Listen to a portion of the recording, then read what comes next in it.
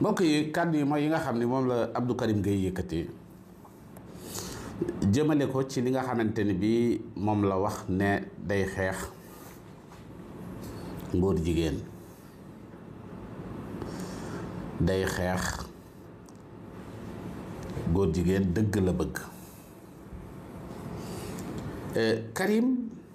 boo déglu seetee tey presse bi manipulation bi nga xamante ni bii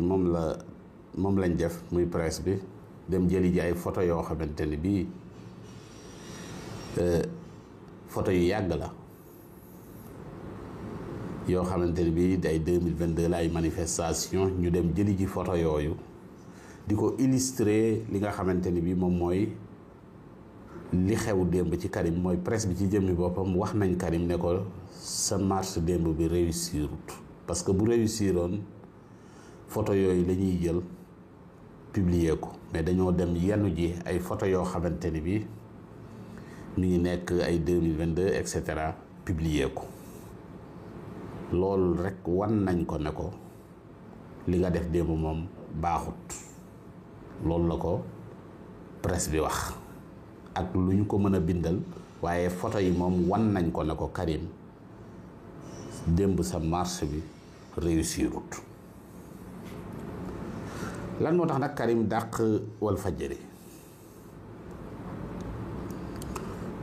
jéem a toroxal Walfadjri, et pourtant Karim dafa woote Walfadjri ñëw participer si pour ñëw waneel ko li nga xamante ni bii moom la woote si. mais Karim lan moo tax mu ne yuuxoo leen Walfadjri, ñu yuuxoo leen dàq leen. loolu mooy li nga xamante ni bii moom lañ leen def. c'est parce que peut-être xam na ni parce que du yuuxoo ñi nga xam ni jàpp na ni ñoom ak ñoom ñoo ànd, du leen yuuxoo. lan moo tax Karim xëy rek am accès ci média yi nga xamante ni bii démb amu fa woon accès, tey mu wëlbatiku ñamu amoon accès mu taxaw di leen yuuxu. pourtant Walfadjri soppeeku wut, mais Karim moo soppeeku ba tey ña doonoon ay noonam démb tey ñooy ay xaritam, ña nekkoon xaritam démb tey ñoom la jël def leen noonu. kon Karim moom moo changé. ci kaw mu changé nag yëgul ni moo changé, mais nee na Walfadjri moo changé, mais moom yëgul ni moom moo soppeeku moom. mais Walfadjri soppeeku wut, mi ngi ci lancé bi nga xamante ni moom la nekkoon. boo nee xool leen Walfadjri ni mu changé, déedéet yàgg waa Walfadjri yéen a bokk mos a bokk même gis-gis, même wax yu ngeen di wax, nekk ci côté peuple bi. tey jii xoolal ban côté nga nekkee. il faut que yow nga càmbar sa bopp fan nga nekkee, parce que jàpp naa ni yow yaa réer ci say tappale. xam nga nit mën nay tappale di tappale ba dootul yëg ni moom ci jëmmi boppam xamatut fu mu ne, mu jàpp ni ñi mu jàkkaar lool tey maanaam ñi nekkoon kii yoom léegi ñoo ne ciy tappale, te fekk ne moom moo tappale ba xamatut boppam. maanaam Karim dafa tappale ba xamatut mooy kan, parce que li muy wax ne moom lay xeex sax jàpp naa ni xeexatu ko. parce que Karim dana day xeex góor jigéen. nan la ñuy xeexee góor jigéen? ana ñi mu àndaloon, ñi mu xamante ni bii ñooy ñoom Imam Matar Sarr, ñoom Imam Babacar Sylla, waa sàmm jikko yi mu àndaloo nga xamante ni bii ñoo daan nekk ci wetam, ñooñu anañu. question bi foofu la question bi rek, ñooñu anañu Karim. ñooñu ñu ngi assemblée nationale yóbbu fa seen projet de loi jox ko député yi di ko càmbar. foofu la ñooñu toll. yow foo toll? yow mi ne da ngay xeex góor jigéen. man jàpp naa ni xeexoo góor jigéen, jàpp naa ni li ngay def nii lenn la sax ci communication pour dooleel leen, parce que xeexoo leen. parce que bu fekkente ni man dama ne dama bëgg lii kat ñu dem yegg ci lii, ñu daan wër di wax amuñu woon ñu dalal, ñu dem tey ba ay député majorité bi dalal ñu, président assemblée nationale ne bind leen yëf yi indi leen ko, jox leen ko, même bu leen neexee sax jox leen ko député opposition bi na jaar fu leen neex ngeen indi ko fii. loo musta am nga am ko bu fekkee ni góor jigéen ngay xeex parce que tamit il faut faire très attention ci kuy xeexal góor jigéen ak kuy defal communication wàllu góor jigéen parce que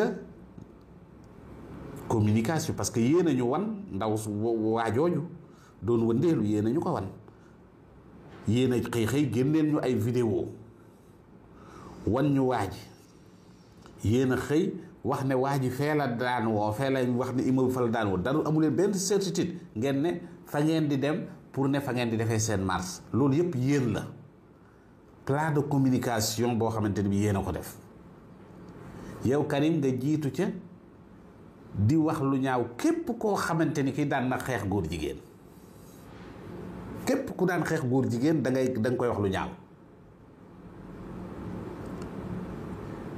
kon xeexatoo góor jigéen parce que ñiy xeex góor jigéen ñoom gis nañ leen gis nañ ni am nañ programme gis nañ ni yóbbu nañ si kii ana sa projet de loi ana foo toll ana ban député ngay waxal ana kan nga nekkal fan la ñuy criminaliser góor jigéen fu dul assemblée nationale fa la ñuy yóbbu mbir mi ndax dem nga fa ndax recevoir nañ la foo ci toll wala yaa ngi ci mbedd mi di wëndeelu comme d'habitude di tëdd ci kanamu oto yeeg di def kii di tappale ñiy xeex góor jigéen gis nañ leen ñi nga xam ne bëgguñu góor jigéen am ci réew mi gis nañ tànk yi ñuy teg ak jéego yi ñuy teg yow nag lañ xamut ci loo ne su dee da ngeen di politique ngeen wax ni da ngeen di politique ñu xam ne ay politiciens ngeen mais xeexu leen góor jigéen donc ña fa taxawoon peut-être que ni am na ci ñoo xamante ni bi nax nañ leen bon comprendre uñ mais nañu comprendre ni ñooñu nekkul ni ñooy xeex góor jigéen ñii xeex góor jigéen fii yëf yi toll mooy jébbal nañ projet de loi bi député majorité bi ci kanamu ñoom Ayib Daffé jox nañ leen ko biñ leen ko joxee ñooña ci seen jëmmi bopp nee nañ leen ñi ngi xool yëf yi càmbar ko ndax bëgg nañ tamit bu ñu voté loi bi du am benn ngaañ boo xam ne mi ngi ciy nekk ñoom xool nañ ko téye nañ yëf ya donc Karim xeexul góor jigéen xeexaanut góor jigéen te ba mu bañee dëgg génn foofu ñoom ñi nga xam ne ñoom ñoo def seeni kii dañoo dajale seen presse bi nga xam ne ñoo waroon a xëy tey pour tappaleen leen dem jëli ji ay photo yoo xamante ni bi ay manifestation yu fi amoon 2022 et cetera lañ dem jëli ji defe ne nit ñi dañuy nelaw nit ñi nelawuñ loolu nag daf lay wan ne la wan nañ na la lii nga def démb nit ñi ànduñu ci réussirut doxut donc loolu mooy sa mbir Karim caaxaankat la rek buy wër di caaxaan di def yenn kii mais wax dëgg fa yàlla xeexut góor jigéen ñi xeex góor jigéen gis nañ leen Karim ci li mu nekk nii moom ci yeneen la nekk ñi nga xam ne bëgg nañ homosexualité arrêté fi ñooñu ñi ngi ci te puis ñooñu am nañ fuñ ci toll yéen nag amu leen fenn fu ngeen toll donc xeexu leen góor jigéen mbokk yi ak xarit yi ginnaaw bi nga xamante ni bi ñu jógee ci faux combattant d'homosexuel yooyu nga xamante ni bi nee nañ woon góor jigéen lay xeex te lu faux la ginnaaw bi ñu jógee ci faux combattant yooyu dañuy déglu keneen koo xamante ni kii ñëwoon na ca ndaje ba pour gën la montrer que ni ndaje mi du ndajeem xeex góor jigéen Abdou Mbow dañ koy déglu 2022 yan kàddu la yëkkati woon bañ ko yóbbulee projet de loi ba kàddu yi mu yëkkati woon jëmale ko ci ñi nga xamante ne bi ñooy waa sàmm jikko yi ñu déglu Abdou Mbow te démb ma nga woon ca ndaje Karim Ba muy ndaje caaxaan googu les combattants de l'homosexuel les faux combattants de l'homosexualité ñu déglu Abdou Mbow. ñu jël ay 9 photo naan way ñoom Abdou Mbow ñii ñoom wàllu ngóor jigéen ñoo rejeté le projet de loi même projet de loi bi fi tax ñu rejeté ko dañ ko wax dañu wax ne article proposition de loi bi mu ñëwee dañu wax ñun suñu loi bu 1965 ñu modifié en 1966 dafa condamner les actes contre nature acte contre nature tubaab la mooy lan mooy wàllu ngóor jigéen lesbianisme zoophilie ak yooyu yëpp je pense que loolu su fekkee ne ñoom dañoo ñëw def une proposition de loi gën a yokk peine yi loolu lu tax ngeen rejeté ko bokk na ci li tax sénégalais yi ne l'ont pas compris mais dama ne bu fekkee ne sénégalais yi il faut que ñu comprendre la nga xamante ni ñoom la ñuy laaj ñoom proposition de loi bi ils n'ont fait que faire le commentaire de l'article 365 de notre code pénal te commentaire du loi bu fekkee ne da ngay proposer loi da ngay proposer lu bees parce que assemblée nationale dafa am li ñuy woowee loi organique bi nga xamante ni mooy régir le fonctionnement de l'assemblée nationale muy règlement intérieur te règlement intérieur dafa wax ne su fekkee ne proposition de loi ñëw na bureau bi dañu war a xool exactement xool la recevabilité de ce projet de loi oui ou non moo tax proposition de loi boobu bi mu ñëwee ñu toog waxtaan ci ñu ne lii kat motiver ko daan ne dafa am loo xam ne mi ngi ci suñu code pénal code de procédure pénale article 365 nekk ci loi 1965 ñu changé ko en février 1966 loolu wax na ci ba pare ñoom ñi ñëw def ay commentaires su fekkee ne yow da ngaa ñëw def commentaire benn loi est-ce que war nañu mën a juste parce que dañoo def proposition de loi def ay manipulation au sein de l'opinion wala yow nga nekk un parlementaire boo xamante ni da ngay subir pression nga nangu loo xamante ni yoon nangu ko je pense que Binta su fekkoon c'est à refaire dañuy Abdou Mbow nee na bu fekkoon c'est à refaire dañu koy defaat